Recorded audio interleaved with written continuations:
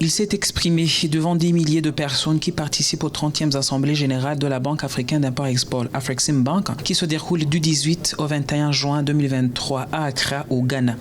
Aliko Dangote a répondu aux différentes questions concernant ses activités, mais aussi le développement et la prospérité africaine, notamment l'opérationnalisation de l'accord sur la zone de libre-échange continentale africaine.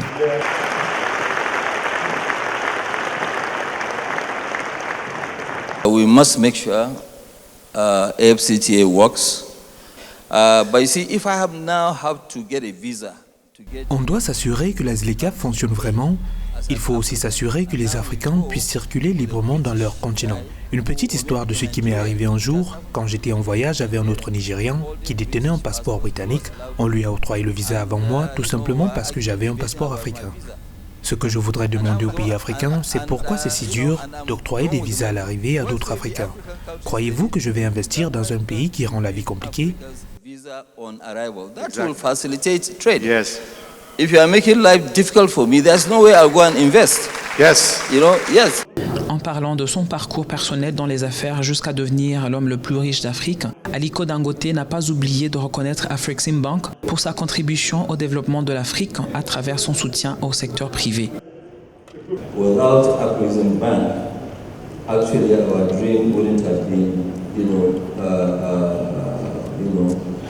Sans Afreximbank, notre rêve n'aurait pas abouti. Ils ont beaucoup fait pour nous en termes de conseils et quand le Covid-19 a frappé, le président de la banque lui-même nous a contactés pour voir comment gérer la situation de crise.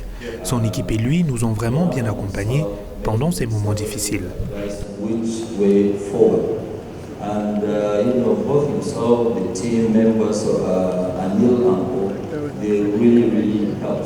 Le 22 mai 2023, le groupe Dangote a officiellement inauguré au Nigeria le Dangote Oil Refinery, la plus grande raffinerie à train unique au monde. Dotée d'une capacité de traitement de 650 000 barils par jour, la raffinerie produit de l'essence, du diesel, du carburéacteur et bien d'autres produits pétroliers. Le projet a coûté 19 milliards de dollars, dont une grande partie a été financée par la Banque africaine d'import-export, Afreximbank. Le projet va contribuer à la création de 135 000 emplois et générer près de 21 milliards de dollars de revenus par an.